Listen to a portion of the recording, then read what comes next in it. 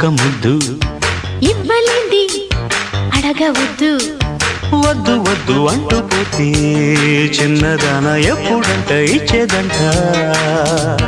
తన్ని ముద్దు ఇచ్చుకుంటే చిన్నవాడ పెళ్లి దాకా ఆగవంట. కళ్ళతోటి పిళ్ళయింది చాలే ఇవ్వు ఇవ్వు ఒక్క